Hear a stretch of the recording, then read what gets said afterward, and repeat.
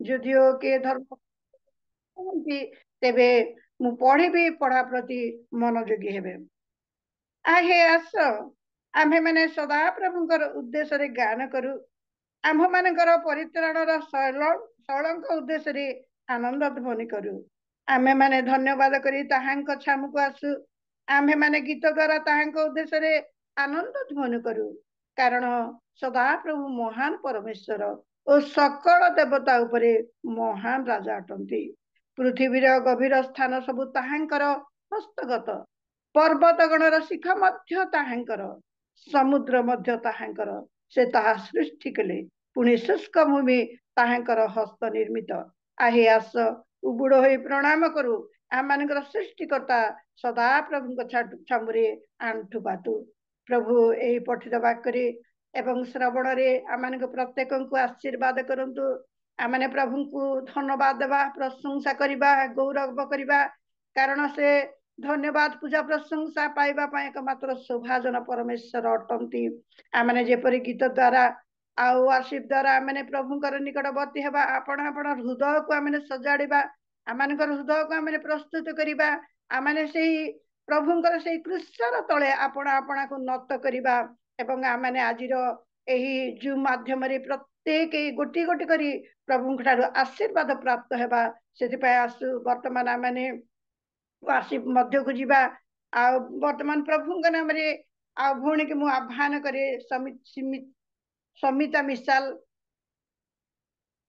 ଧନ୍ୟବାଦ ଏହି ସ୍ଥାନରେ ଅଛନ୍ତି। ପ୍ରଭୁଙ୍କ ନାମରେ ତାଙ୍କୁ ମୁଁ ଆହ୍ୱାନ କରି ସମ୍ମୁଖକୁ ଆସିବେ ଏବଂ ସ୍ତୁତି ଆରାଧନା କରି ଆମମାନଙ୍କୁ ପ୍ରତ୍ୟେକଙ୍କୁ ପ୍ରଭୁଙ୍କ ନିକଟବର୍ତ୍ତୀ କରାଇବେ। ପ୍ରଭୁ ପ୍ରତ୍ୟେକଙ୍କୁ ଆଶୀର୍ବାଦ କରନ୍ତୁ। ଧନ୍ୟବାଦ ମା, ନମସ୍କାର। ନମସ୍କାର। ପ୍ରେଜ ଦ ଲର୍ଡ।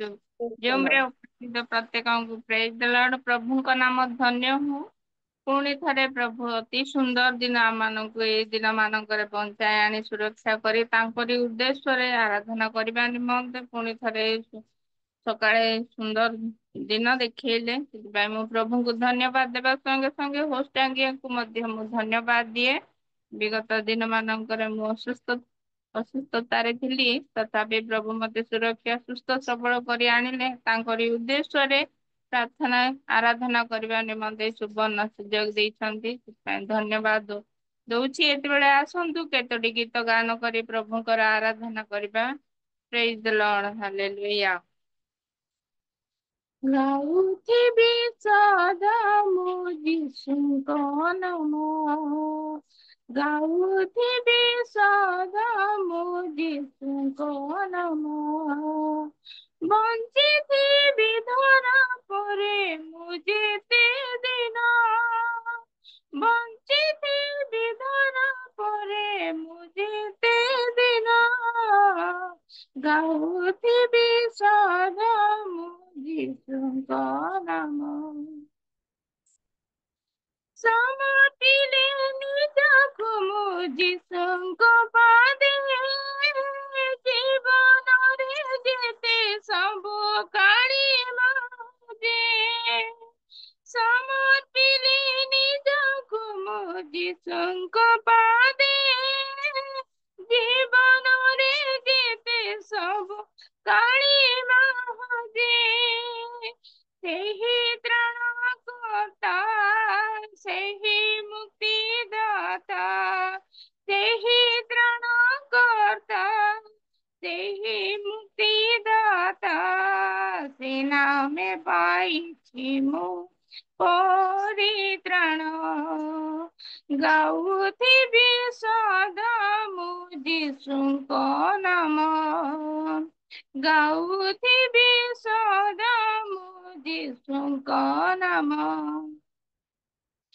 ଯୀଶୁ ବିନା ତ୍ରିଭୁବନେ ନାହିଁ ରେ କେହି, ଦେଇଛୁ ଜୀବନ ଦିଏ ପାପୀର ପାଇଁ, ଯୀଶୁ ବିନା ତ୍ରିଭୁବନେ ନାହିଁ ରେ କେହି, ଦେଇଛି ଜୀବନ ଦିଏ ପାପୀର ପାଇଁ, ସେ ଯେ କ୍ଷମାମୟ, ସେ ଯେ ପ୍ରେମମୟ, ସେ ଯେ କ୍ଷମା से जे प्रेममय ଆଉ କିଏ ହେବ ମୋ ଯୀଶୁଙ୍କ ସମ ଗାଉଥିବି ସଦା ମୁଁ ଯୀଶୁଙ୍କ ନାମ ଗାଉଥିବି ସଦା ମୁଁ ଯୀଶୁଙ୍କ ନାମ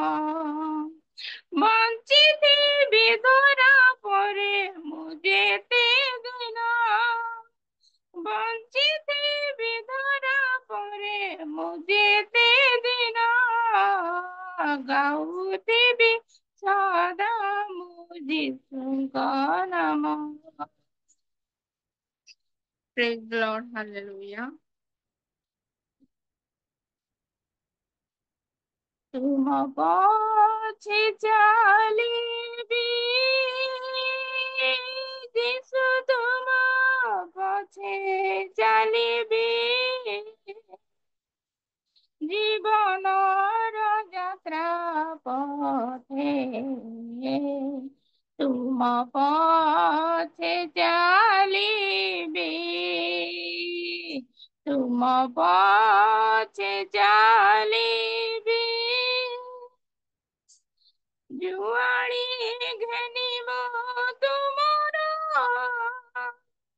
जीवन चला पथे सदा लक्ष्य रखी तुमरे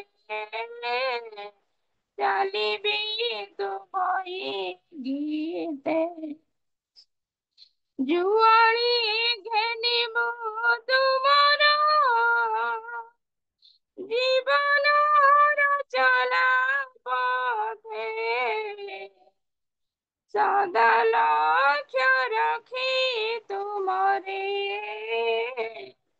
चालिबी तुमई गीते तुम पाद चिन्ह देई नीति नीति आगे जीवनर यात्रा पथे तुम पछे चालिबी तुम पछे चालिबी भय मु करिबी नाही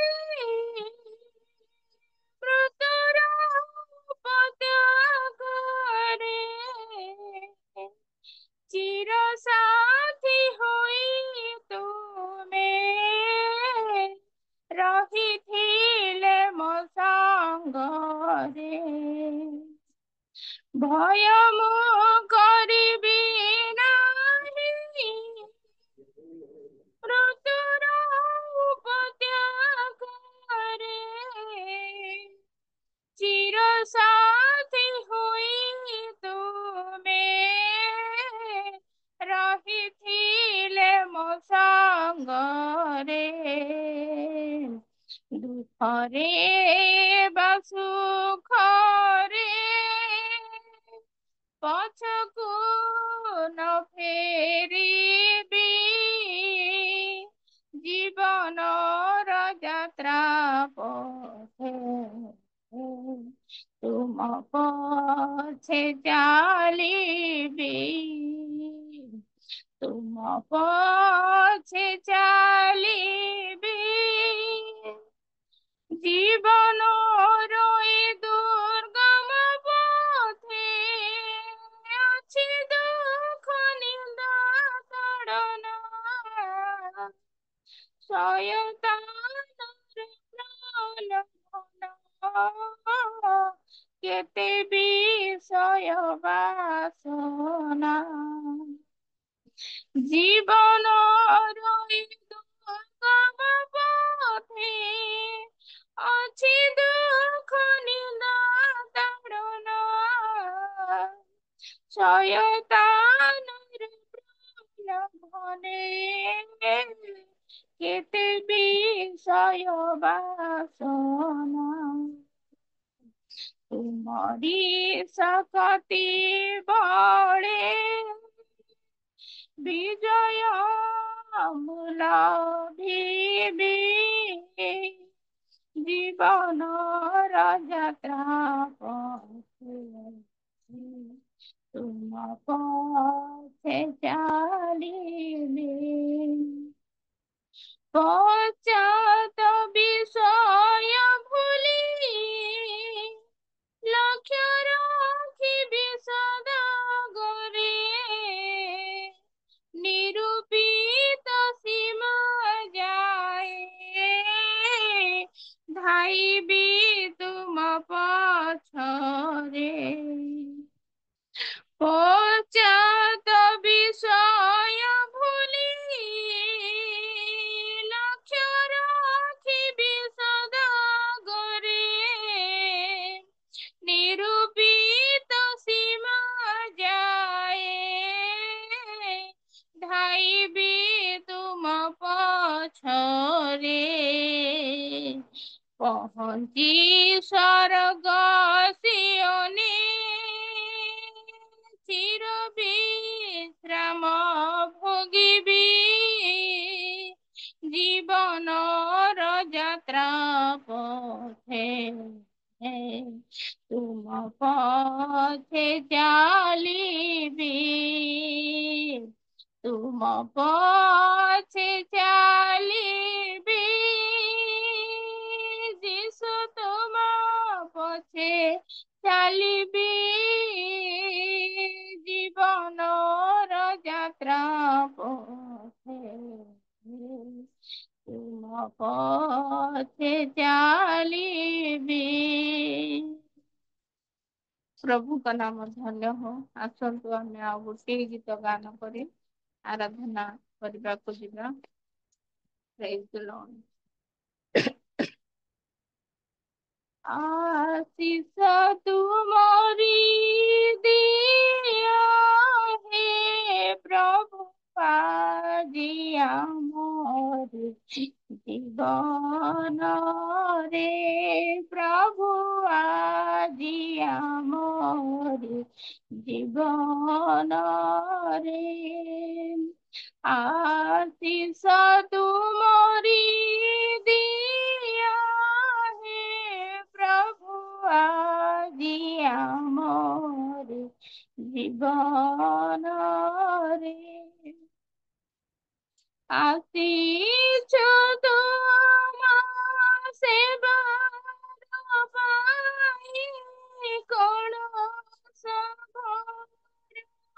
हृदय आशीष तुम सेवा पाई कौन हृदय धोई दिया तुम रक्ତରେ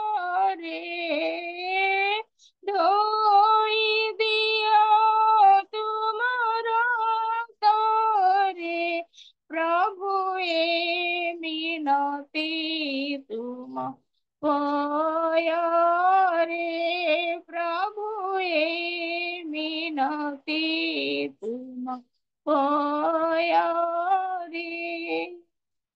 दिया है प्रभु पुजारी रमाना सत्य आत्मारे गरीब भजन दिया है प्रभु पुजारी रमाना सत्य आत्मारे करीब भजन से भी बुझने भक्ति प्रीति रे से भी बुझने भक्ति प्रीति रे प्रभु ए मिनति तुम पୟରେ कठिन हृदय ग्राह्य बଳି ଯେନେ ହେବ ତୁମର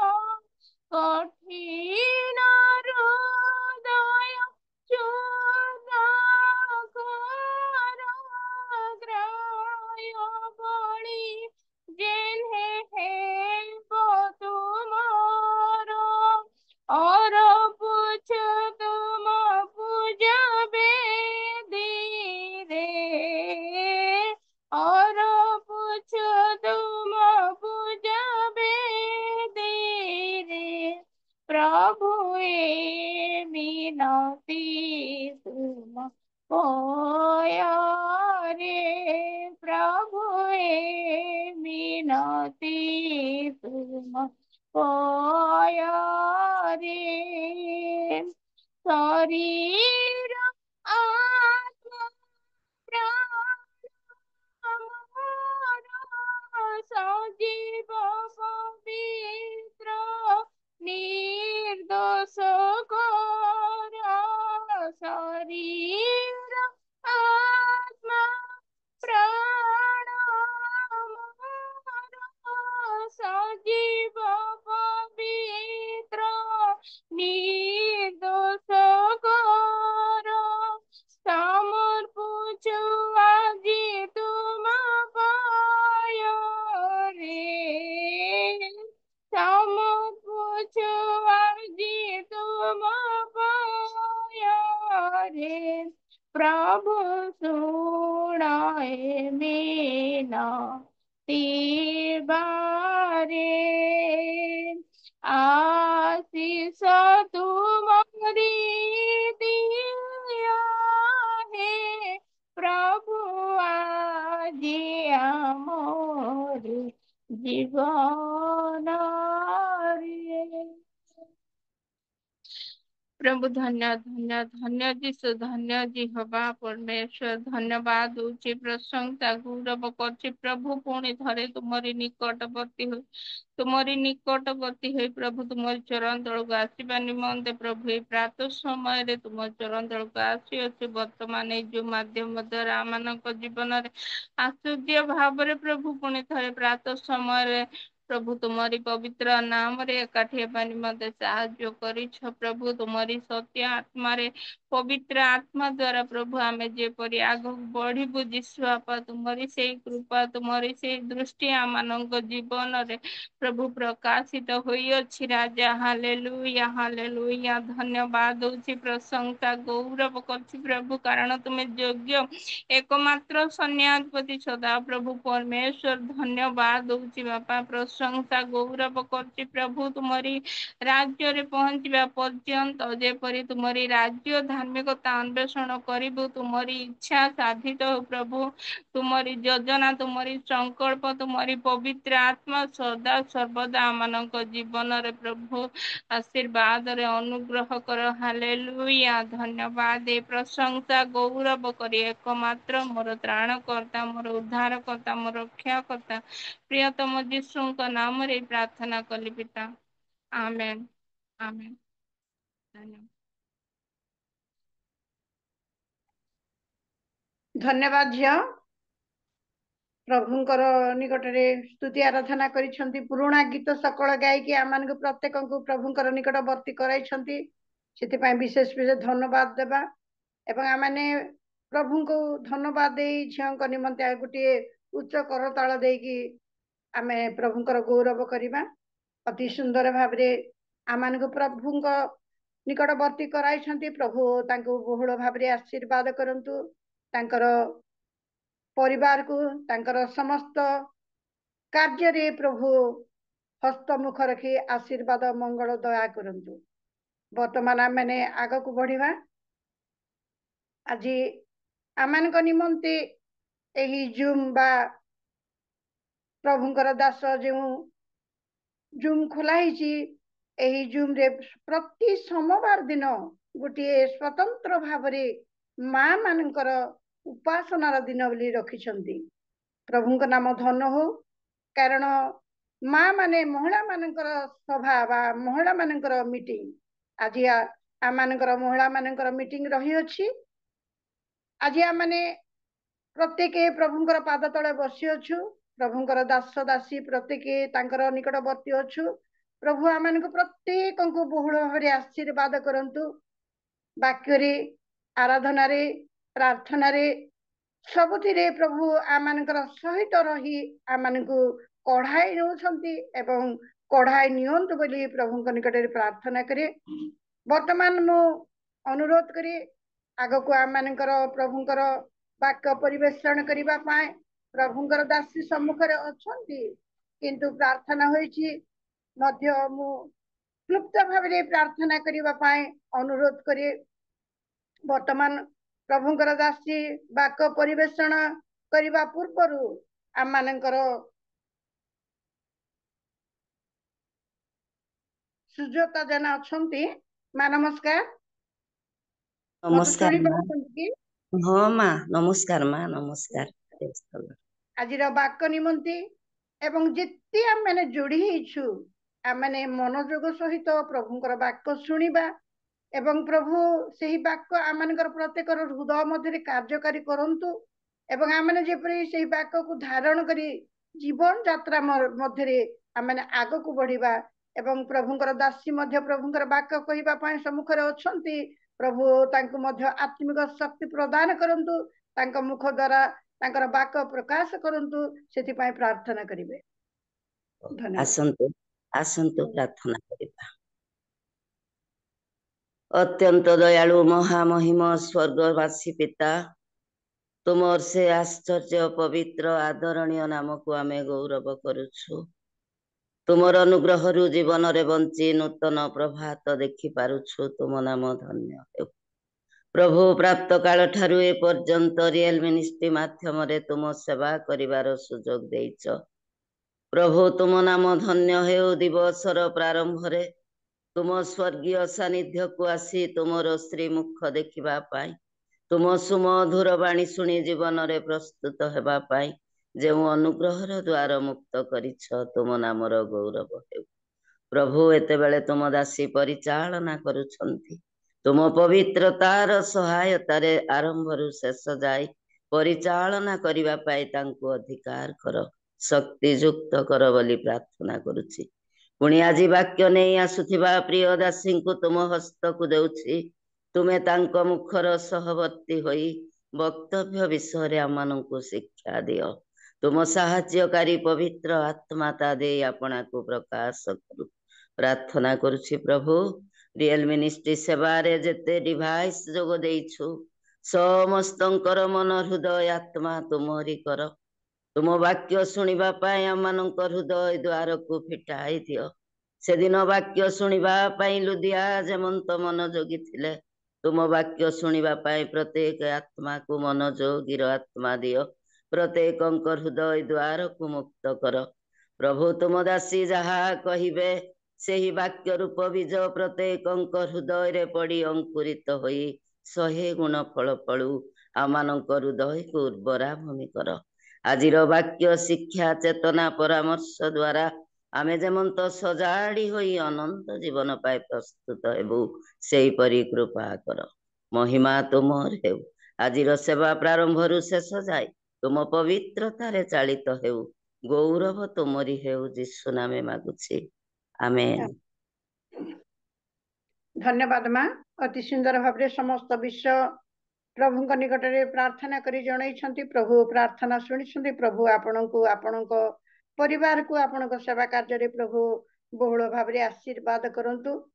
वर्तमान मैंने प्रभुंकर वाक्य शुणा जा से पूर्व गोटे अंश मु पाठ करी ता हूँ प्रथम पीतर 3:1 ରୁ 5 पर्यंत मु पढ़ी। से परी हे भार्या माने तुम्हें माने आपण आपण स्वामी मानकर बसीभूता हुओ जेपरी से मानकर मध्यरु केही केही वाक्य अनाज्ञा हेले सुधा तुम्ह मानकर सभय सदाचरण देखी वाक्य मिलु आपण आपण भार्यर आचरण द्वारा परिवर्तित हेबे। पुणी केश बेश सुवर्ण आवरण और सुंदर वस्त्र परिधान एपरी जो बाह्यभूषण ताहा तुम्ह मानकर भूषण न होई हृदय जो कोमल और शांतियुक्त गुप्त स्वभाव ईश्वर दृष्टि रे बहुमूल्य ताहा ही तुम्ह मानकर अक्षय भूषण हो। प्रभु यही पठित वाक्य एवं श्रवण रे आमान को आशीर्वाद करंतु। वर्तमान प्रभुंकर दासी प्रभुंकर वाक्य परिवेषण करबा पाई सम्मुख रे अछंती। मु अवश्य जानी नाही तांकर कोनोसी विषय नुहा मुह मु देखिबा को पारुछि। आ वाक्य सरला पर आमाने परिचय हेबा पाई मु चाहे आ जाय हो वर्तमान प्रभुंकर दासी सम्मुखरे अछंती। मु प्रभुंक नाम रे तांको आह्वान करी आमानकर सम्मुखरे कोनोसी फूल तोड़ा की आउ साल की किछि नुहे किंतु प्रभुंक नाम रे सम्मुख को आह्वान करे आमाने आउ समस्ते करताल देकी तांको स्वागत करिबा आह्वान करिबा वर्तमान आपणकर समय आपण सम्मुख को आसीबे माने करताल द्वारा स्वागत करिबा। नमस्कार माँ, धन्यवाद। ऑन नहीं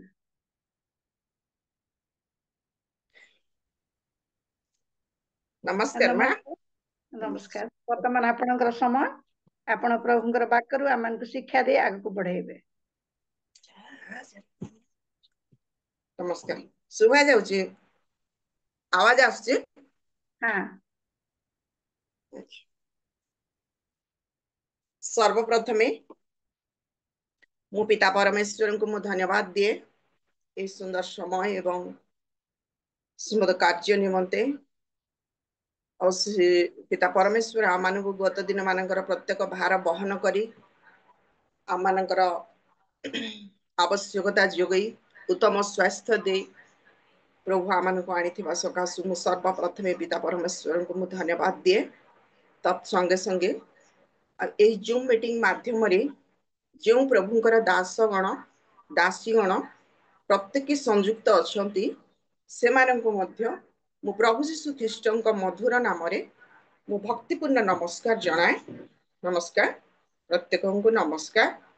यही समय मु वाक्य कहवाई आम मान होस्ट महाशय अनुरोध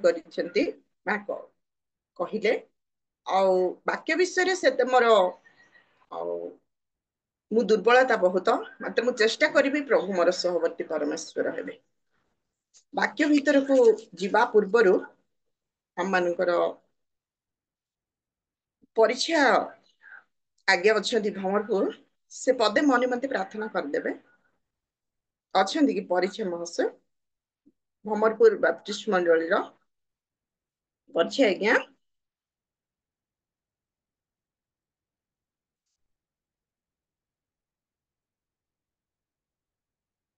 नहांती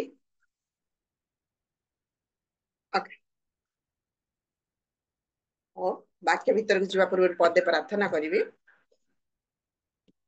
प्रार्थना करवा।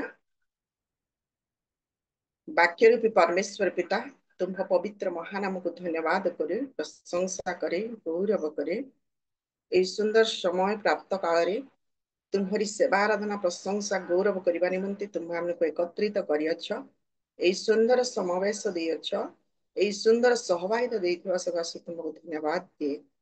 प्रभु यही वाक्य तुम्हारी मुख निश्रित जीवंत वाक्य आज किछि चिंता करबा निमंते किछि ध्यान करबा निमंते किछि शिक्षा परामर्श करबा निमंते तुम्हारे वाक्य आज जहाँ चिंता आलोचना हम से परामर्श वाक्य आमनकर जीवन रे आमनकर सांसारिक जीवन रे आमनकर दैनंदिन जीवन रे आमनकर आत्मिकता जीवन रे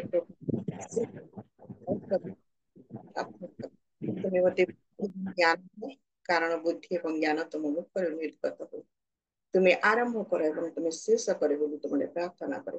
प्रार्थना शुणीछ से धन्यवाद दे त्राणकर्ता यीशु नाम में मागिली आमेन।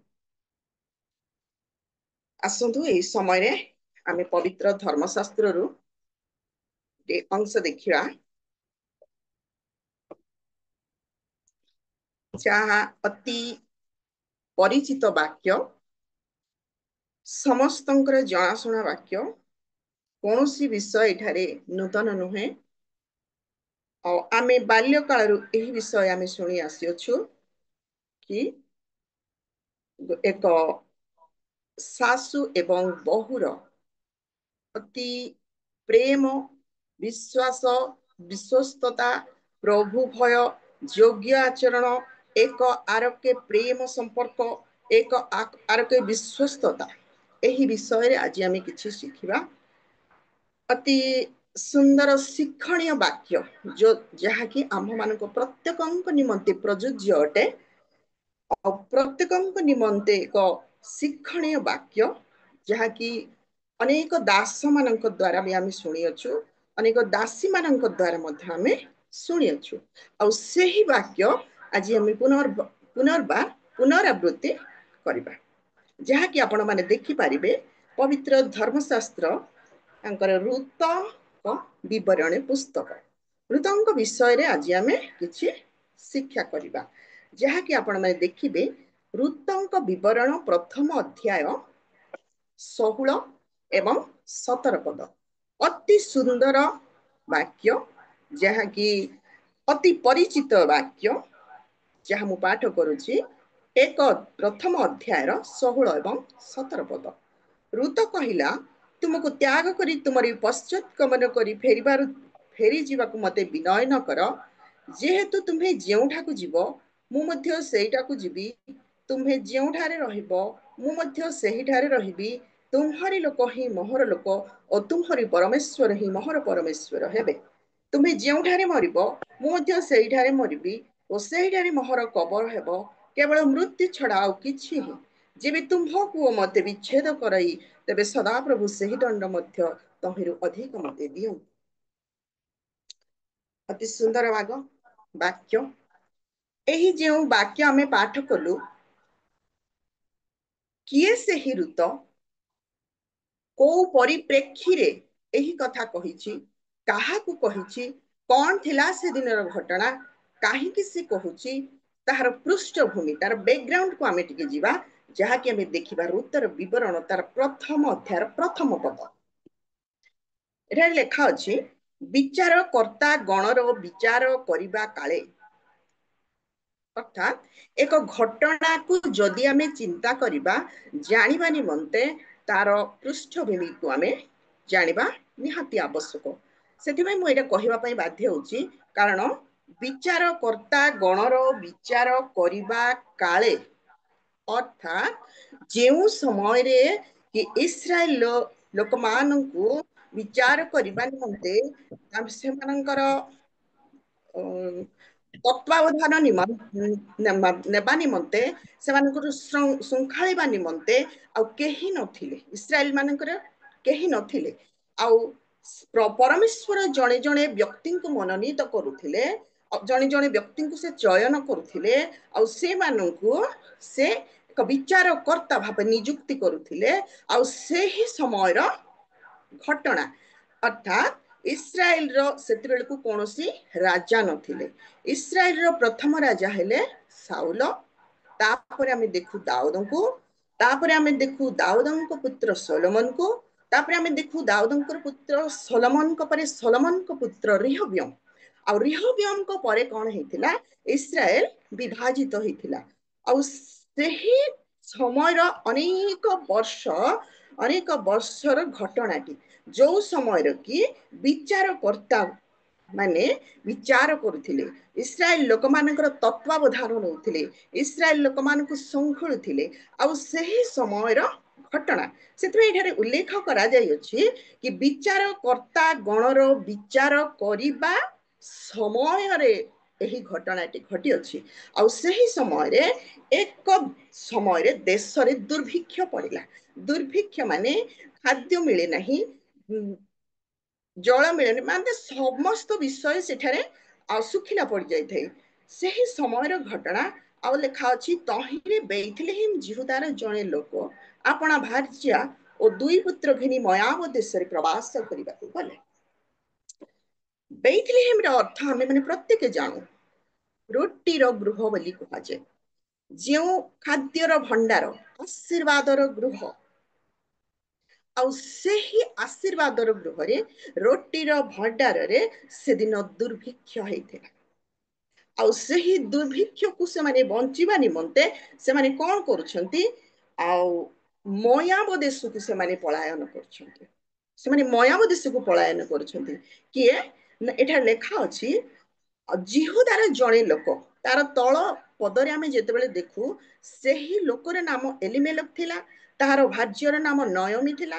ଆଉ ସେମାନଙ୍କର ଦୁଇ ପୁତ୍ରଙ୍କର ନାମ ମଧ୍ୟ ଏଠାରେ ଉଲ୍ଲେଖ କରାଯାଇଅଛି, ମହଲନ ଏବଂ କିଲିୟନ। ଆଉ ସେମାନେ ଯେତେବେଳେ ମୋଆବ ଦେଶକୁ ଗଲେ, ସେଠାରେ ଅଳ୍ପ କିଛି ଦିନ ବାସ କଲେ। ଆଉ ଏହି ମୋଆବୀୟ ମାନେ ଇସ୍ରାଏଲ ମାନଙ୍କର ପ୍ରଧାନ ଶତ୍ରୁ ଥିଲେ। ସେମାନଙ୍କର ସଦାବେଳେ ଯୁଦ୍ଧ କରୁଥିଲେ। ଆଉ ସେମାନଙ୍କର ପୁତ୍ର କନ୍ୟା ମାନଙ୍କୁ ସେମାନେ ବନ୍ଦୀ କରିକି ଆଣୁଥିଲେ। ସେମାନଙ୍କର ସ୍ତ୍ରୀ ଗଣକୁ ସେମାନେ ବନ୍ଦୀ କରି ଆଣି ନିଜର ଘରର ପରିଚର୍ଯା କରିବା ନିମନ୍ତେ ଆଉ ନିଜର ଘରର ଦାସ ଦାସୀ ସେମାନେ ବନାଉଥିଲେ। ସେମାନଙ୍କର ସମ୍ପତ୍ତିକୁ ସେମାନେ ଲୁଟ କରୁଥିଲେ। ଏକ ପ୍ରଧାନ ଶତ୍ରୁ ଥିଲେ ସେ ଇସ୍ରାଏଲ ଲୋକମାନଙ୍କର। ଯେମିତିକି ଅସୁରୀୟ ମାନେ ଇସ୍ରାଏଲର ପ୍ରଧାନ ଶତ୍ରୁ ଥିଲେ, ସେହିପରି ଏହି ମୟାବୀୟ ମାନେ ଇସ୍ରାଏଲର ପ୍ରଧାନ ଶତ୍ରୁ ଥିଲେ। ଆଉ ସେମାନେ ପରମେଶ୍ୱରଙ୍କୁ ଜାଣିନଥିଲେ, ଚିହ୍ନି ନଥିଲେ, ସେମାନଙ୍କର ପରିଚୟ ପାଇନଥିଲେ। ସେମାନେ ବାଲ ଦେବତା ଗଣକୁ ସେମାନେ ପୂଜା କରୁଥିଲେ। ଆଉ ସେମାନେ ଏତେ ଦୁର୍ଦାନ୍ତ ଥିଲେ, ଏତେ ନିଷ୍ଠୁର ଥିଲେ, ନିଜର ବାଲ ଦେବତାଙ୍କୁ ସନ୍ତୁଷ୍ଟ କରିବା ନିମନ୍ତେ ନିଜର ସନ୍ତାନ ମାନଙ୍କୁ ସେମାନେ କଣ କରୁଥିଲେ? ଅଗ୍ନିରେ ଦଗ୍ଧ କରୁଥିଲେ। ନିଜର ମାନତକୁ ପୂର୍ଣ୍ଣ କରିବା ନିମନ୍ତେ ମାନେ ଏତେ ନିଷ୍ଠୁର ଏବଂ ଦୁର୍ଦାନ୍ତ ବିଷୟ ଏଠାରେ ଆମେ ଦେଖିବାକୁ ପାଉଛୁ। ଆଉ ଏହି ମୟାବୀୟ ମାନେ କାର ବଂଶଧର ଥିଲେ? ଆଉ ଲୋଟଙ୍କର ବଂଶଧର ଥିଲେ। ଏଇମାନେ ଲୋଟଙ୍କର ବଂଶଧର ଥିଲେ। ଆଉ ଏହିମାନଙ୍କୁ ଅଭିଶପ୍ତର ବଂଶ ବୋଲି ମଧ୍ୟ କୁହାଯାଇଅଛି। ତାପରେ ଏକ ଆଶୀର୍ବାଦର ଦେଶରୁ ବେଥଲେହେମ ନଗରରୁ ବା ଜିହୁଦା ପ୍ରଦେଶର ଜଣେ ଲୋକ ଯାଉଛି ମୟାବ ଦେଶକୁ ସେମାନେ ପଳାୟନ କରୁଛନ୍ତି। ଆଉ ଇସ୍ରାଏଲ ଲୋକମାନଙ୍କର ପ୍ରଧାନ ଶତ୍ରୁ ଯେତେବେଳେ ପରମେଶ୍ୱର ମୋଶାଙ୍କ ଦ୍ୱାରା ଯେତେବେଳେ ଫାରୋଙ୍କର ଅଧୀନରୁ, ଫାରୋଙ୍କର ଦାସତ୍ୱ ବନ୍ଧନରୁ ଯେତେବେଳେ ମୋଶା ସେମାନଙ୍କୁ କଢେଇ ଆଣୁଥିଲେ, ଆଉ କିରାନୀୟ ଦେଶକୁ ସେମାନଙ୍କୁ ଯିବାର ଥିଲା, ଆଉ ସେହି ସମୟରେ ଏହି ମୟାବ ଦେଶ ଦେଇ ସେମାନଙ୍କୁ ଯିବାର ଥିଲା। ଆଉ ସେହି ସମୟରେ ମୟାବ ଦେଶର ବାରାକ ସେମାନଙ୍କୁ ଅନୁମତି ଦେଇନଥିଲେ। ଆଉ ଓଲଟା ସେମାନଙ୍କୁ କହିଥିଲେ, ଦେଖ ଏତେ ଇସ୍ରାଏଲ ଲୋକମାନେ ଏଠାରେ ଆସିକି ଆଉ ତମ୍ବୁ ସ୍ଥାପନ କରିଅଛନ୍ତି, ଆମକୁ ଧୂଳି ଚାଟିଲା ପରେ ଚାଟି ଯିବେ। ସେଥିପାଇଁ ଆସ ତୁମ୍ଭେ ପରମେଶ୍ୱରଙ୍କ ଦ୍ୱାରା ଆମ୍ଭ ନିମନ୍ତେ ଏମାନଙ୍କୁ ଅଭିଶାପ ଦିଅ। ମାନେ କେତେ ଘୃଣା କରୁଥିଲେ ସେ ଇସ୍ରାଏଲ ଲୋକମାନଙ୍କୁ। ଆଉ ସେହି ଦେଶକୁ ଏହି ଆଉ ନୟମୀ ତାଙ୍କର ଦୁଇଟି ପୁତ୍ର ଗଣ ପୁଣି ତାଙ୍କର ସ୍ୱାମୀ ସେହି ଦେଶରେ ଯାଇକି ବାସ କରୁଛନ୍ତି।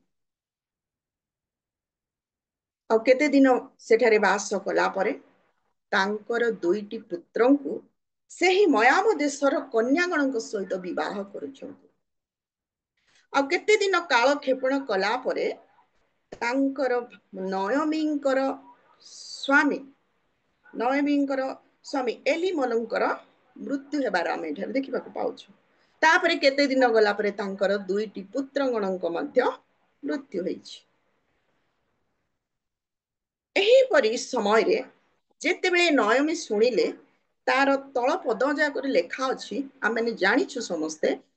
ଆଉ ସେ ଯେତେବେଳେ ଶୁଣିଲେ କି ସଦାପ୍ରଭୁ ପରମେଶ୍ୱର ଜିହୁଦାରେ ଆଉ ବେଥଲେହେମରେ ସେ ଖାଦ୍ୟ ଯୋଗାଉଛନ୍ତି, ସେ ଆଉ ସମସ୍ତ ବିଷୟ ଆଶୀର୍ବାଦ କରିଅଛନ୍ତି, ସେଥିପାଇଁ ସେହି ବିଷୟ ସବୁ ଶୁଣିକି ସେ ପୁନର୍ବାର ଜିହୁଦା ପ୍ରଦେଶକୁ ଯିବା ପାଇଁ ସେ ବାହାରିଲା। ଆଉ ସେହି ସମୟରେ ସେହି ଘଟଣାଟି ଯାହାକି ଆମେ ପାଠ କଲୁ କି ରୁତ, ଆଉ ସେହି ଦୁଇ ତାଙ୍କର ପୁତ୍ରବଧୂ ମାନଙ୍କର ନାମ, ଜଣଙ୍କର ନାମ ହେଲା ରୁତ, ଆଉ ଜଣଙ୍କର ନାମ ହେଲା ଅର୍ଫା। ଆଉ ସେହି ସମୟରେ ସେ କହୁଛନ୍ତି, ହେ ମୋର କନ୍ୟାଗଣ, ତୁମ୍ଭେ ତୁମ୍ଭର ପିତୃ ଘରକୁ ତୁମେ ଫେରିଯାଅ। କାହିଁକି? ଆଉ ତୁମେ ଏ ସମୟରେ ଯୌବନ ଅବସ୍ଥାରେ ଅଛ, ତୁମେ ପୁନର୍ବାର ଯାଅ, କାରଣ ମୋର କିଛି ନାହିଁ, ମୁଁ ସର୍ବହରା ହୋଇଅଛି, ମୁଁ ସମସ୍ତ ବିଷୟ ତ୍ୟାଗ କରିଅଛି, ମୋ ସ୍ୱାମୀ ନାହିଁ, ତମମାନଙ୍କର ମଧ୍ୟ ସ୍ୱାମୀ ନାହିଁ, ତୁମେ ପୁନର୍ବାର ଆପଣ ପିତୃଗୃହକୁ ତୁମେ ଫେରିଯାଅ। ଆଉ ଏହି କଥା ଅର୍ଫା ଶୁଣିକି ସେ ନିଜର ଶାଶୁ ନୟମୀଙ୍କୁ ଚୁମ୍ବନ କଲା ଏବଂ ଆପଣ ପିତୃଗୃହକୁ ଫେରିଗଲା। ମାତ୍ର ରୁତ ତାଙ୍କୁ ପରିତ୍ୟାଗ କଲା ନାହିଁ, ତାଙ୍କୁ ଧରି ରଖିଲା, ତାଙ୍କର ସଙ୍ଗ ରହିଲା। ଆଉ ସେହି ସମୟର ଘଟଣାଟି ଏଟା ଆମେ ଯାହା ପାଠ କଲୁ, ଯାହାକି ଆପଣମାନେ ଦେଖୁଛନ୍ତି କି ରୁତ କହିଲା, ତୁମକୁ ତ୍ୟାଗ କରି ତୁମରି ପଶ୍ଚାତଗମନ କରି ଫେରି ଯିବାକୁ ମତେ ବିନୟ ନ କର। ଅର୍ଥାତ୍ ତାଙ୍କର ବହୁ ତାଙ୍କୁ କହୁଛନ୍ତି, ତୁମ୍ଭେ ମତେ ବିନୟ କର ନାହିଁ, ମତେ ତୁମେ ଅନୁରୋଧ କର ନାହିଁ, ମତେ ତୁମେ ବାଧ୍ୟ କର ନାହିଁ, ମୁଁ ତୁମକୁ पश्चात माने तुम पछे पछे जीवा निमंते तुम्हें मते बाध्य कर नाही से सेठा लेखा अछि उल्लेख करा जाय अछि कि तुम्हें मते विनय माने रिक्वेस्ट से रिक्वेस्ट करूछंती तापरे एटारे एक प्रतिज्ञाबद्ध भावरे चारोटी विषय पांचटी विषय एठारे हमें देखा पाउछु प्रतिज्ञाबद्ध भावरे ऋत कहउछंती कि प्रथम प्रतिज्ञा देखा आम पारुछु से कहिले जे हेतु तुम्हें जेउठाकु जीव मु मध्य सेइठाकु जीवी अर्थात तुम्हें जेउठाकु जीव अर्थात तुम्हें कौनसी नगर को जाओ तुम्हें कौनसी बण पहाड़ को जाओ तुम्हें कौनसी गछमूल को जाओ तुम्हें कौनसी जे कौनसी परिस्थिति रे मध्य मु तुमको परित्याग करिबि नाही मु तुमर संग धरिबि तुम्हें जेउठाकु जाओ मु मध्य सेइठारे जीवी आरो माने आरो केते विषय रहिछि जोड़ा कि से जेउठाकु गले मध्य मु तुमको परित्याग करिबि नाही प्रथम प्रतिज्ञाबद्ध भाव से कहिथिले एवं द्वितीय प्रतिज्ञाबद्ध भाव से कहउछंती कि तुमे जेउठारे रहिबो मु मध्य सेहिठारे रहिबि अर्थात निश्चय मनुष्य माननकु रहिबा निमंते तांकर जीवन आम मानक निमंते खाद्य वस्त्र एवं बासगृह नितांत आवश्यक अटे और सही समय रे ऋत कहूची तुमे जेउठारे रहिबो माने तुमे कौन गछ मूले रुह कौन नदी कूले रुह कौन सी पर्वत कंदर रे रुह बा कौन सी ग्राम रे रुह बा कौन सी सिटी रे रुह बा कौन सी 5 स्टार होटल रे रुह एही बरी से गोटे चिंता रे से कहउछनी तुमे रहिबा पई तुमको गृह न थिले मध्य तुमे कौन सी एही बरी एडजस्टमेंट करके रहिले मध्य मु तुमठे जहाँ तुम्हें ठारे रहिबो मु मध्य सेही ठारे रहिबी आमे गोटे गोटे विषय देखि थाउ आमानकर झियो मानक बा पुओ मानकर कौन से संबंध आसे बा रिश्ता आसे तेबे आमे प्रथमे पचारि थाउ तांकर कोन गृह अछि कि तांकर रहिबा व्यवस्था अछि कि तांकर निज ग्राम रे घर अछि ना कौन सी बाहर भड़ा रे रेंट रे नेकी से माने रहउछंती एइटा आमे नितांत पचारि थाउ कंपलसरी आमे एटा पचारि थाउ मात्र से सही सब विषय को से खातिर कला नहीं सही सब विषय को से चिंता कला नहीं एवं द्वितीय रे से कहउछली तुमे जेउ ठारे रहिबो जेउ परिस्थिति रे रहिबो जहाँ भी घटना हो सेही ठारे ही रहिबो जेते अभाव हो जेते अनाटन हो जेते समस्या हो जेते कठिन परिस्थिति आसिले मध्य मु सेही ठारे रहिबी तृतीय रे आमे देखिबा कि तुम्हारी लोक ही मोहर लोक हेबे अर्थात मु जणे विदेशिनी बोली मु जणे विजातीय बोली मु मयाव्यय बोली मु माने परमेश्वर को जानी नथिबा लोक बोली मु विजातीय बोली तुम्हारी लोक माने मते ग्रहण करंतु बा न करंतु तुम्हारी लोक माने मते ग्रहण करंतु कि न करंतु मु तुम्हारे लोक मानन को ग्रहण करिबी तुम्हारी लोक माने मते प्रेम करंतु बा न करंतु मु तुम्हारी लोक मानन को प्रेम करिबी तुम्हारी लोक माने मते पसंद करंतु बा न करंतु मु तुम्हारी लोक मानन को पसंद करिबी मु तुम्हारी लोक मानन को मु निजस्व करिबी मु विजातीय माने बोली से माने घृणा कले मध्य मु से मानन को निजर करिबी सेतमे से एठार कहउछंती तुम्हारे लोक ही मोहर लोक हेबे एवं चतुर्थ रे से कहउछंती तुम्हारी परमेश्वर ही मोहर परमेश्वर हेबे अर्थात से मयाव देश रे रही एक निर्जीव वस्तु को स्तंभ सकल को से पूजा करुथिला स्तंभ सकल सेवा करुथिला स्तंभ सकल आराधना करुथिला बाल देवतार सेवा करुथिला आ से माने कोन निर्जीव वस्तुर कोन से मानकर किछि अनुभव न था से माने चक्षु थाए मात्र से देखि पारंत नहीं से मानकर कर्ण थाए मात्र से माने सुनी पारंत नहीं से मानकर मुख थाए कथा कहि पारंत नहीं से मानकर गोड़ थाए मात्र से माने गमनागमन करि पारंत नहीं से मानकर हस्त थाए मात्र से माने आशीर्वाद करंत नहीं सेथिबे से एठारे समर्पित भाव से कहूछि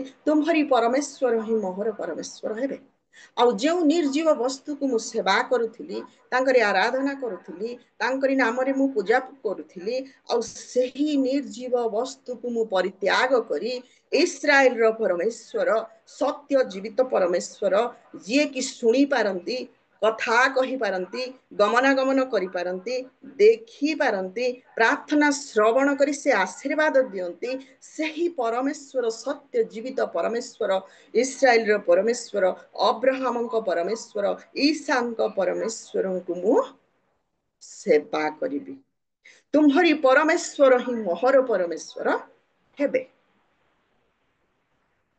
ପ୍ରଥମେ ଆମେ ଦେଖିଲୁ ସେ ଯେଉଁଠାକୁ ଗଲେ ସେଇଠାକୁ ଗଲେ, ସେ ଯେଉଁଠାରେ ରହିଲେ, ଯେଉଁପରି ପରିସ୍ଥିତି ଆସିଲେ ମଧ୍ୟ ସେଇଠାରେ ରହିଲେ। ପୁଣି ତାଙ୍କର ଲୋକମାନଙ୍କୁ ସେ ଗ୍ରହଣ କଲେ, ପୁଣି ତାଙ୍କର ପରମେଶ୍ୱରଙ୍କୁ ମଧ୍ୟ ସେ ଗ୍ରହଣ କଲେ। 17ରେ ଆମେ ଦେଖିବା, ତୁମେ ଯେଉଁଠାରେ ମରିବ, ଅର୍ଥାତ୍ ଆମେ ଗୋଟେ ଗୋଟେ ବିଷୟରେ ଆମେ ଦେଖୁ, ଆମେ ବାହାରେ ଯଦି କୌଣସି ଆମମାନଙ୍କର ମୃତ୍ୟୁ ହୋଇଯାଏ ବା ନିଜର ଲୋକ ସମ୍ପର୍କୀୟ ବା ବାହାର ଲୋକମାନଙ୍କର ମୃତ୍ୟୁ ହୋଇଯାଏ, ସେମାନଙ୍କର ସେଇଠାରେ କବର ହେଇଯାଏ। ମାତ୍ର ଏଠାରେ ସେ କହୁଛନ୍ତି ତୁମେ ଯେଉଁଠାରେ ମରିବ, ଅର୍ଥାତ୍ ତୁମେ ମଲା ପରେ ମୁଁ ପୁନର୍ବାର ମୋ ପିତୃଗୃହକୁ ମୁଁ ଫେରି ଆସିବି ନାହିଁ, ମୁଁ ସେଇଠାରେ ହିଁ ମରିବି ଏବଂ ତୁମର ଯେଉଁଠାରେ କବର ଥିଲା ମୁଁ ସେଇଠାରେ ହିଁ କବର ମୋର ହେବ।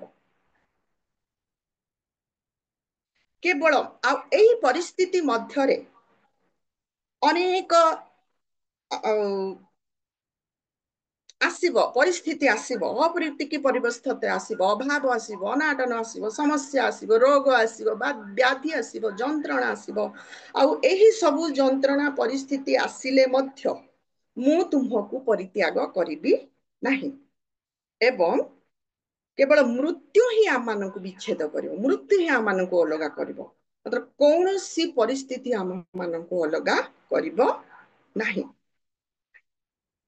ଆଉ ସେ କହୁଛନ୍ତି କେବଳ ମୃତ୍ୟୁ ହିଁ ଆମକୁ ଅଲଗା କରିବ, ଆଉ ଯଦି ତାହା କୌଣସି ପରିସ୍ଥିତି ମତେ ଅଲଗା କରେ ବା ବିଚ୍ଛେଦ କରେ, ତେବେ ସଦାପ୍ରଭୁ ସେହି ଦଣ୍ଡ ମଧ୍ୟ, ମାନେ ଯାହାକି ମୁଁ ତୁମକୁ ବିଚ୍ଛେଦ କଲା ଭଳି ମୁଁ ଯଦି ପିତୃଗୃହକୁ ମୁଁ ଫେରିଯିବି, ସେଥିପାଇଁ ଯଦି ଆଉ କୌଣସି ଦଣ୍ଡ ଅଛି ସଦାପ୍ରଭୁଙ୍କ ଠାରୁ, ତାହାର ଅଧିକ ମତେ ଦିଅନ୍ତୁ। ଅର୍ଥାତ୍ ସେ ନିଜ ଉପରକୁ ସଦାପ୍ରଭୁଙ୍କର କ୍ରୋଧକୁ ସେ ଆଣୁଛି, ସେ ନିଜ ଉପରକୁ ସଦାପ୍ରଭୁଙ୍କର ଆଉ କ୍ରୋଧକୁ ସେ ଆଣି ସେ କହୁଛନ୍ତି ନିଜ ଉପରକୁ ଦଣ୍ଡକୁ ଆଣୁଛି।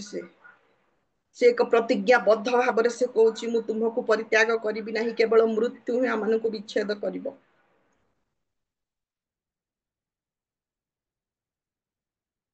ସେ ନିଜ ଉପରକୁ ଦଣ୍ଡ ଆଣି ସେ କହୁଛି ତହିଁରୁ ଅଧିକ ଦଣ୍ଡ ମତେ ଦିଅନ୍ତୁ। ଆଉ ଏହି ସମୟରେ ଆମେ ଦେଖୁ କି ନୟମୀ ମଧ୍ୟ ଅତି ବିଶ୍ୱସ୍ତ ଥିଲେ, ବିଶ୍ୱାସୀ ଥିଲେ। ନୟମୀ ସେଠାରେ ଭାବି ନାହାନ୍ତି କି ଏହି ଋତ ମତେ ବ୍ୟବହାର କରିକି, ମତେ ମଧ୍ୟସ୍ଥି କରିକି ଏ ଇସ୍ରାଏଲରେ ପ୍ରବେଶ କରିବା ପାଇଁ ଯାଉଅଛି। ଆର କଣ ସ୍ୱାର୍ଥ ଅଛି କି? ଏ ଇସ୍ରାଏଲକୁ ଯିବ, ମୋ ଦ୍ୱାରା ଏ ଇସ୍ରାଏଲରେ ପ୍ରବେଶ କରିବ ଏବଂ ଇସ୍ରାଏଲରେ ଏ କୌଣସି ଏକ ଧନୀ ଯୁବକକୁ ସେ ବିବାହ କରିବ ଆଉ ଏ ମତେ ପରିତ୍ୟାଗ କରିବ। ଏଠାରେ ନୟମୀଙ୍କର ବ୍ୟକ୍ତିତ୍ୱ ଏଠାରେ ଆମେ ଦେଖିବାକୁ ପାଉଛୁ। ସେ ମଧ୍ୟ ନିଜର ବୋହୂକୁ ସେ ଆଉ ବିଶ୍ୱାସ କରିଥିଲା, ଏକ ବିଶ୍ୱସ୍ତତାର ବିଷୟ ଏଠାରେ ଆମେ ଦେଖିବାକୁ ପାଉଛୁ। ଆଉ ସେମାନେ ଦି ଜଣ କଣ ହେଲେ, ସେମାନେ ବୈଥଲେହେମକୁ ସେମାନେ ଯିବାକୁ ବାହାରିଲେ। ଆଉ ସେତେବେଳେ ଆମେ ଦେଖୁ କି ବୈଥଲେହେମରେ ସେମାନେ ଉପସ୍ଥିତ ହଉ ହଉ ସେଇ ବୈଥଲେହେମର ଅନେକ ମା ମାନେ, ଅନେକ ମହିଳା ମାନେ ଆସିକି, ଅନେକ ସ୍ତ୍ରୀ ଲୋକମାନେ ଆସିକି କହୁଛନ୍ତି, ତାର ପ୍ରଥମ ଅଧ୍ୟାୟର 20ରେ ଆମେ ଦେଖୁ, 20 ପଦରେ, ତେଣୁ ସେ ସେମାନଙ୍କୁ କହିଲା ମତେ ନୟମୀ ବୋଲି ମତେ ଆଉ ଡାକ ନାହିଁ, ମତେ ମାରା ବୋଲି ଡାକ, ଯେହେତୁ ସର୍ବଶକ୍ତିମାନ ମୋ ପ୍ରତି ଅତି ତିକ୍ତ ବ୍ୟବହାର କରିଅଛନ୍ତି। ନୟମୀ ମାନେ ମଧୁର, ମଧୁର। ଆଉ ସେଇ ସମୟରେ ପ୍ରଭୁ ତାଙ୍କୁ ଆଶୀର୍ବାଦ କରିଥିଲେ।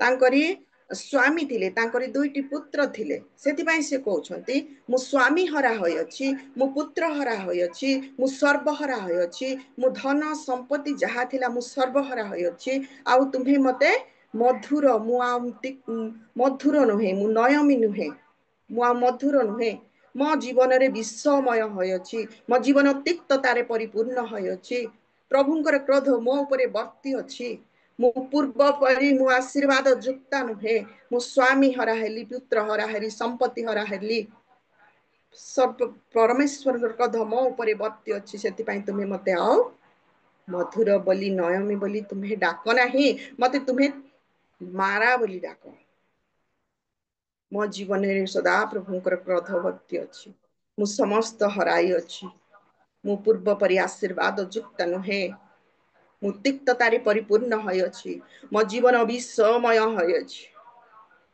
तुम्हें मत आओ नयमी बोली तुम्हें डाक नहीं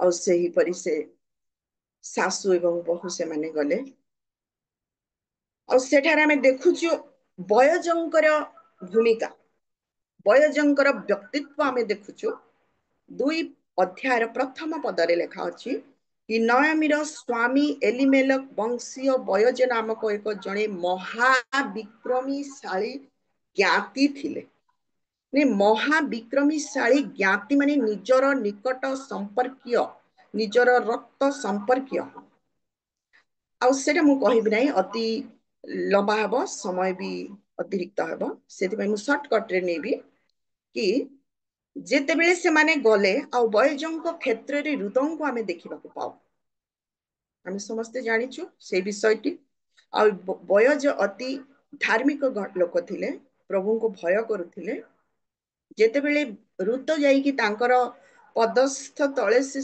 शयन करिथिले से निजे तांको कहउछंती तुम्हे मोर ज्ञाति मोर वंशीय लोक तुम्हे मोर मो ऊपर हस्त विस्तार कर मात्र बयजंकर प्रभु भय विषय ठारे तांकर व्यक्तित्व एठारे देखा जाउछि कि से केते धार्मिक थिले आ से गोटे कथा कहिथिले जहा कि हमें देखु आ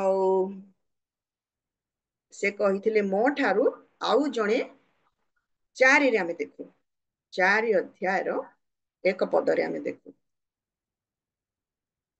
आ से कहिले मो तो तुम्हार निकट संपर्कीय मुक्तिकर्ता ज्ञाति मात्र मो ठारू आहु अति निकट संपर्कीय एक मुक्तिकर्ता ज्ञाति अछंती मु तांको अनुरोध करिबी जदि से तुमको विवाह न करंती तेबे मु तुमको विवाह करिबी एटारे बयाजंकर आ विश्वस्तता एठारे हमें देखि तांकर चरित्र को एठारे हमें देखिबा को पाउछु केते से विश्वस्त थिले से तांकर निकट संपर्क आउ जणे अछंती से तुमको विवाह करिवे जदि से विवाह करिवे नहीं तेबे मु तुमको तांकर चांस दोछन से विवाह करिवे आ सेते बेले जेते बेले से जाई कि तांकर कहिले से सेठारे से कोन कर बारण कर दिछंती जहा कि हमें देखिबा 4 अध्याय 8 पदरे एणु से मुक्तिकर्ता ज्ञाति जेते बेले बयाजंकु कहिला तुम्हें आपे ताहा किण सेते बेले से आपना पादुक काढी देला अर्थात से ऋतंकु विवाह करबा निमंते से बारण करियछि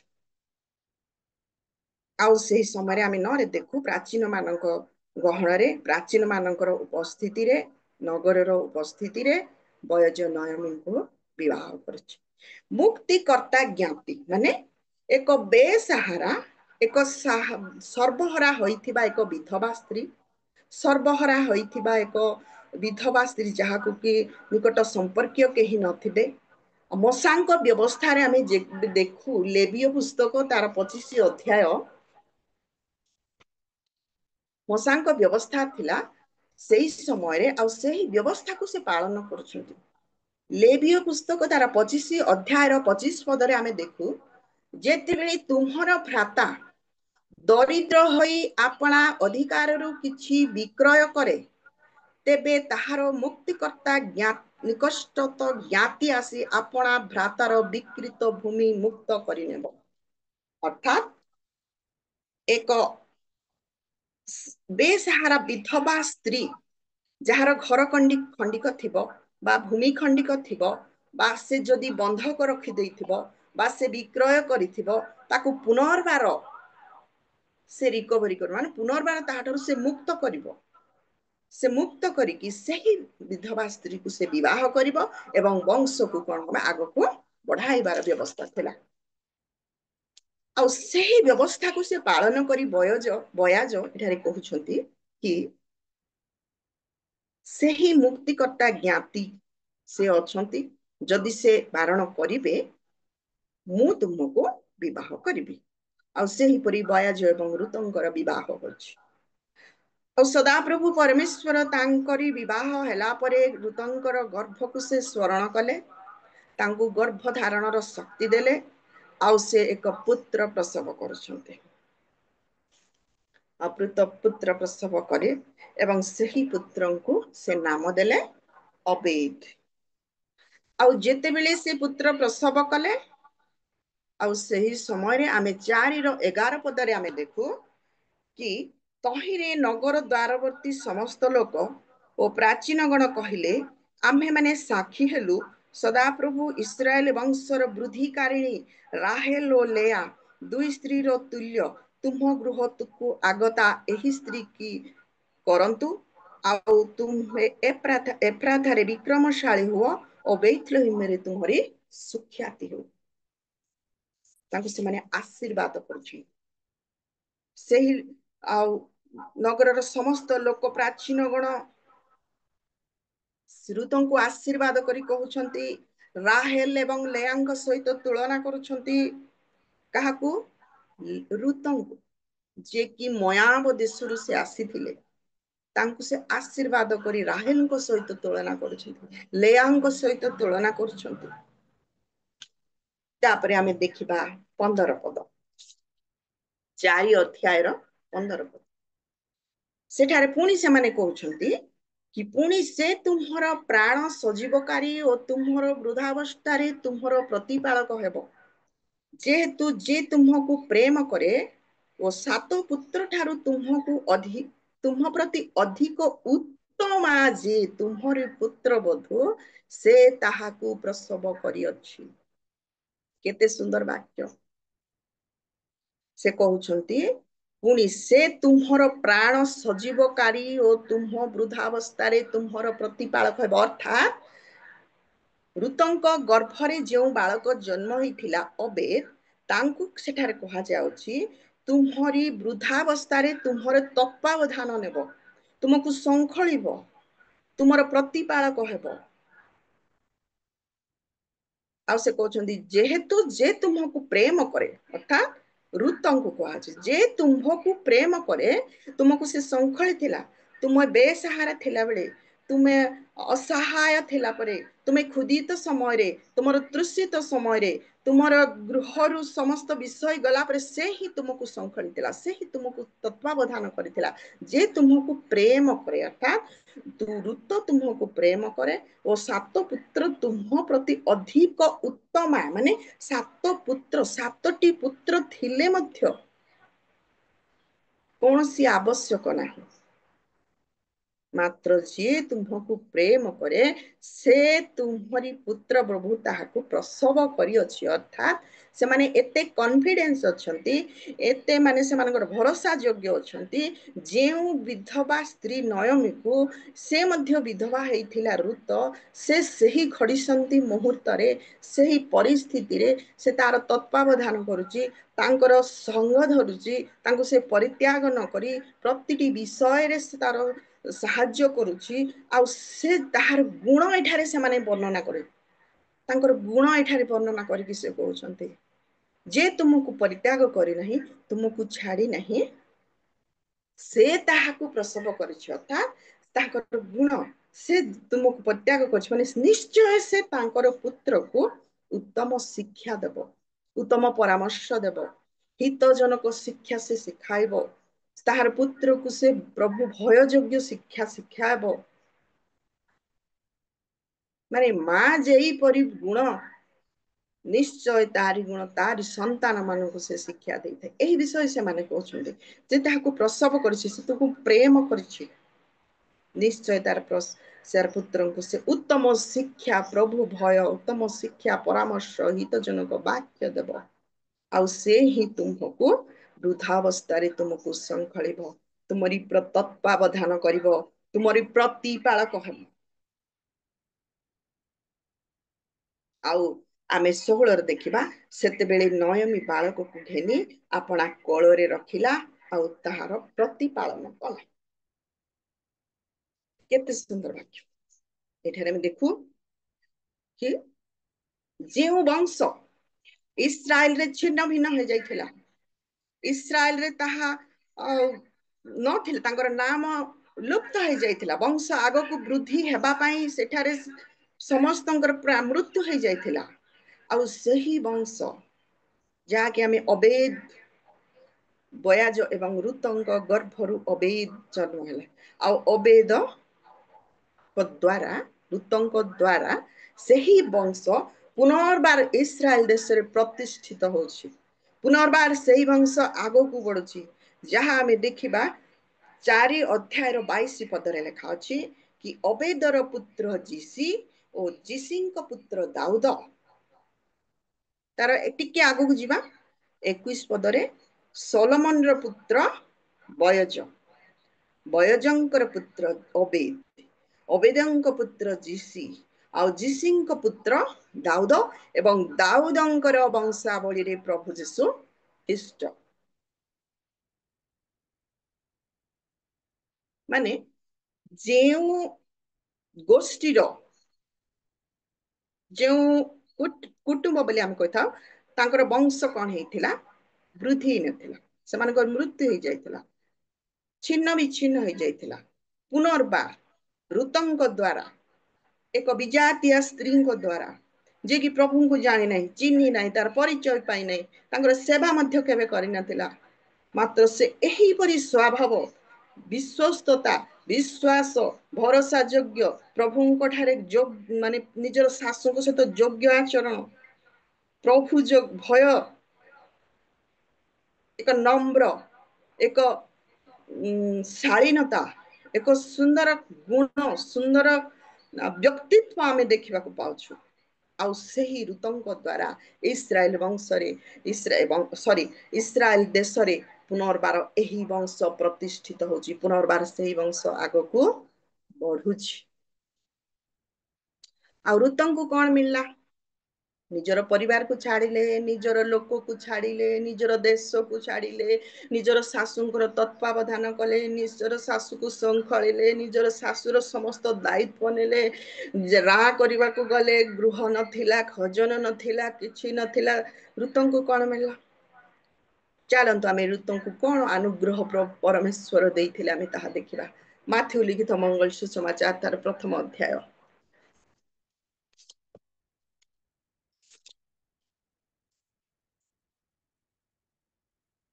माथ्यू लिखित मंगल सुसमाचार तार प्रथम अध्याय 5 पदरे आमे देखु आरंभ पढ़िबा जहाँकि ऋतंकर 4 अध्याय 21 एवं 22 पदरे लिखा अछि सेही पद पुनर्बार प्रभु यीशु ख्रीष्टंक वंशावली रे जहाँकि 5 पदरे लिखा अछि देखंतु सोलोमन राहबंक गर्भरु बयजंकु जन्म देले अर्थात राहबंकर पुत्र बयजंकु जन्म देले बयाज ऋतंक गर्भरु अबेदंकु जन्म देले अबेद जीसींकु जन्म देले जीसी दाऊदंकु जन्म देले एवं दाऊदंकर वंशर रे आम मानकर परित्राण कर्ता प्रभु यीशु ख्रीष्ट सेठारे जन्म ग्रहण करछि आउ एही ऋत केही सेही ऋत एठार देखंतु एठार दुई जनकर नाम एठी उल्लेख करा जाय अछि बयजा एवं ऋत प्रभु यीशु ख्रीष्टंकर वंशावली रे तांकरी नाम उल्लेख करा जाय अछि एक विख्यात राजकीय वंश रे एक प्रख्यात जिहुदी वंश रे अब्राहम वंश रे ईसाक वंश रे जाकुबंक वंश रे तांकरी नाम एठारे उल्लेख करा जाय अछि एडाटी 42 टी जेनेरेशन आम एठारे देखिबा को पाउछु 42 टी पीढ़ी देखिबा को पाउछु 42 टी वंश देखिबा को पाउछु आउ एई 42 टी जेनेरेशन भितरे ऋतंकर नाम एठारे हम देखिबा आउ सही समय रे स्त्री माननकु प्राधान्यता दिया जाउ नथिला से माननकु टिके तळ लेवल रे से माने रखुथिले निजर पितांको द्वारा संतान माने परिचित होथिले स्त्री माननकु एते स्वाधीनता दिया जाउ नथिला मात्र ऋतंकर कार्य जोगु प्रभु भय जोगु विश्वस्तता जोगु विश्वास जोगु से विदेशिया होइथिले मध्य से विजातीया होइथिले मध्य तांकरी कार्यकलाप जोगु तांकर व्यक्तित्व जोगु आज प्रभु जीशु ख्रीष्टंकर वंशरे वंशावली जन्मर वृत्तांतरे तांकरी नाम उल्लेख करा जायछि धर्म पवित्र धर्मशास्त्र रे तांकरी नाम को जोड़ी दिया जायछि केवल 42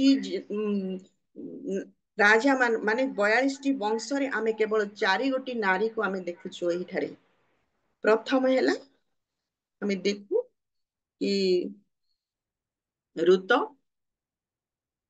उरियंकर भार्या सोलोमन को जाको विवाह सोलोमन कर माता उरिवर को भार्या माने दाऊदंकर भार्या बोली आमे कहि पारु बत्सेबा 2 ऋत 1 बत्सेबा 2 एवं 4 गोटी महिला मान को एठारे आमे देखिबा को पाउछु और सही समय परमेश्वर से चाहना कि केवल इस्राएली लोक माने ही मोहर आशीर्वाद को से ग्रहण करिवे इस्राएली लोक माने ही मोहर अनुग्रह को से माने ग्रहण करिवे जे विश्व से विजाति हे थाउ जे विजातीय हे थाउ जे परमेश्वर को ग्रहण करे परमेश्वर को विश्वस्त रखे परमेश्वर को भय करे तांकर आज्ञा पालन करे तांकर आज्ञा को से माने तांकर कथा को माने अधर्म से दूर रे रहे समस्ते तांकर आशीर्वादर अधिकारिणी हेबे अधिकारी हेबे एटारे वंश देखा जाय नै जाति देखा जाय नै गोत्र देखा जाय नै से तांकरी अनुग्रह को से बांटी दे छथि केवल आम मानक ऊपरे रही अछि कि आमे की परि भाबरे तांकरी अनुग्रह को आमे निजस्व करबा आमे निकट करबा तांकरी अनुग्रह को आमे पाइबा एटा देखंतु ऋत जने विजाति स्त्री थिले मयामदेशिया स्त्री थिले एक अभिशप्त वंशर स्त्री थिले लटंकर वंशधर थिले से एठार कौन सी स्वार्थ आमे देखिबा को पाउना हूं बा कौन सी बड़ लेवल रे रही कि मु धन संपत्ति अर्जन करिबी एही सब विषय एठा आमे देखिबा पानु एक नम्र धैर्यशील एक सुंदर व्यक्तित्व तीनोटी चरित्र एठारे आमे देखिबा एक आरके प्रेम संपर्क विश्वस्तता प्रभु भय प्रथम नयमी द्वितीय रे बयाज तांकरी व्यक्तित्व मध्ये आमे देखिलु तृतीय रे आमे देखिलु ऋत तांकरी व्यक्तित्व अति भयंकर अति संवेदनशील अति सुंदर प्रभुंकर और वंशावली रे अब्राहम वंशावली रे एक प्रख्यात जिहुदी वंश रे एक विख्यात राजकीय वंश रे तांकरी नाम एठारे एठारे आमे कौन सी स्थान रे अर्फा को आमे एठारे देखिबा को पाउना अर्फा चली गले तांकर पितृगृह को से लेउटी गले मात्र ऋत तांकरी सासु को से धरी रखिला एक प्रेम संपर्क एक शिक्षणीय वाक्य केवल एटा महिला मानक निमंते शिक्षणीय नहीं एटार पुरुषर भूमिका मध्य उल्लेख करा जायछि जोटा कि बयज को प्रेजेंट करा जाउछि एठारे बयजंकर व्यक्तित्व को मध्य एठा प्रेजेंट करूछन बयज की परि स्वभावर थिले की परि तांकर व्यक्तित्व थिला आज सोमवार महिला मानकर स्पेशल महिला मानकर उपासनार दिन से मु भाविली कौन सी गोटे महिला विषय रे आज आमे उपस्थापना करिबा सेही परि ऋतंक विषय अति सुंदर शिक्षणीय प्रत्येक निमंते प्रजुज्यर वाक्य एक सासु निमंते एक मां निमंते एक बहु निमंते प्रत्येक निमंते बयाज तांकर भूमिका मध्ये एठारे हम देखिबा को पाउछु पुरुष नाम गनिबले व्यक्तित्व तांकर अति सुंदर अति विश्वस्तता देखिबा को पाउ एटा कौन सी स्वार्थ आमे देखिबा को पाउ और सेही परि ऋत परमेश्वरंकर अनुग्रहर पात्री हेले परमेश्वरंकर आशीर्वादर पात्री हेले परमेश्वर तांकर आशीर्वाद समस्त को बांटी दे अछंती एठारे कौन सी विजातिया नहीं बा कौन सी धर्म वैलंबी नहीं बा कौन सी वंश नहीं कौन सी गोत्र नहीं कौन सी प्रभु समस्त को तांकरी आशीर्वाद हमको ढाली दे अछंती जदि आमे उत्तम कर्म करी उत्तम कार्य करी प्रभुंकर निकटवर्ती हेई तांकर आशीर्वादर अंशी हेई परिबा। प्रभु ए अल्प वाक्य रे आशीर्वाद करंतु। पुनर्बार प्रत्येकଙ୍କୁ नमस्कार जनाए।